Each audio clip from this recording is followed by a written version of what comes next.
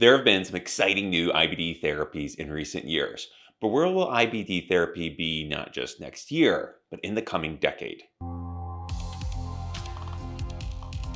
The largest disappointment of IBD therapy is that we rarely cure the disease. We may delay the inevitable, suppress the condition, and mitigate some of the worst complications, but like so much in modern medicine, it's a chronic condition, and that means chronic therapy, not true cure. And this is partly because a chronic condition is as much a part of us as our blood vessels. We can't fix hypertension by swapping out our blood vessels any better than we could try to swap out the engine of a single prop plane midair. These are chronic conditions that require daily commitments, both in lifestyle and medication. Present IBD therapies suppress inflammation to successfully control some patients' clinical symptoms. Yet, many patients never actually enjoy full clinical resolution. Those who do, if we do an endoscopy and biopsy, we find that some of the inflammation persists. And for the rare patient who truly has squelching of their inflammation, it's rare that we're able to stop therapy and see that we've achieved a real cure. They'll often relapse within a couple of years. New research is studying combination therapy. This makes use of two different immunosuppressants to combat two different inflammatory drivers of IBD. It's hopeful that this 1-2 punch will actually not just quiet the disease, but beat it into submission. It'll actually reverse the damage done to the colon. And when we see reversal of the damage, true healing of the colon, now there's an opportunity to actually stop the therapy and have real cure of the disease. This concept of combination therapy has historically been reserved for patients who have failed everything else. Hopefully along the way, as they trialed different therapies, they showed some promise of a marginal response to at least two of them.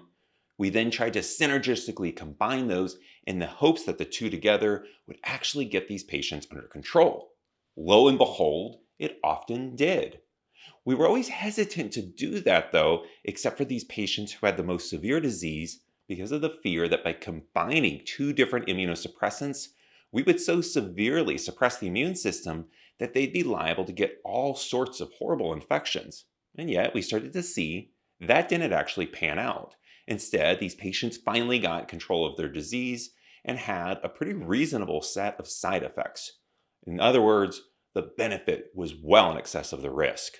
As we have gained this experience, it raises an interesting question. There's a large swath of patients who have pretty reasonable clinical control of their disease, but they flare from time to time. Not so severe that we would try them on a new therapy, but frustratingly, not really well controlled. Are these patients who combination therapy might actually achieve very great benefit, perhaps so much benefit, that it would restore their colon to prior health and actually allow them to be cured of their IBD?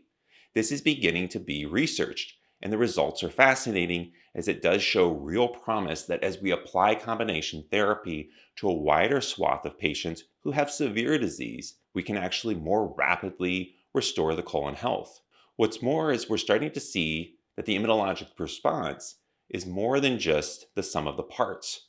Instead, some of the gene profiles are shifting in ways that are unexpected, and this may show that there's the opportunity to really control IBD in new ways. This idea is not wholly radical. We've already known that there's synergistic effect when we combine an antimetabolite, such as azathioprine, with a TNF blocker, such as adalimumab. That research is long known and is common practice. This is a little bit bolder to start combining a TNF blocker with an integrin inhibitor or perhaps an IL-23 blocker. Another large change over the past decade is that we have become more aggressive about initiating biologic therapy earlier. When we see a patient who has severe disease, we can predict that it's not going to be enough to simply give them topical therapies or antimetabolites, but we need to move aggressively towards biologic therapies that suppress the immune system. Over the last 10 years, we have moved towards starting intensive therapy earlier in the course of treatment and not waiting to see so much clinical failure of less aggressive therapies before we move on to those that we've learned are more effective. We've in part done that with the use of biologic markers such as fecal calprotectin and integrating C-reactive protein. But we also have started to treat to the target not just of the resolution of clinical symptoms, but to see that there's endoscopic healing. And as we get to more objective measures, we start to separate out some of the residual symptoms that can be the result of irritable bowel syndrome that often run in tandem with inflammatory bowel disease. The even bolder approach to this will be looking at the expression of the immune system and how it reacts to the early initiation of biologic therapies. Imagine if you were being inducted with a new therapy, and after only 6 weeks or 2 months, we look at how your immune system has reacted, even before you've seen that much of a complete clinical response. And if we don't see your immune system responding in the way that we know people who ultimately do well, if you're not sharing that profile with them, then we switch you to a new therapy and continue to look, not having trial and error and failure therapy, but looking at induction and response, and then continuing onward with those that we know will be most effective. And along the way, looking for the opportunity to see if we need to shut down a second inflammatory pathway by starting up a combination therapy. In medicine, we want to first do no harm, and so we often consider that we don't want perfect to be the enemy of good. But here we need to start to think about good enough being the enemy of real cure.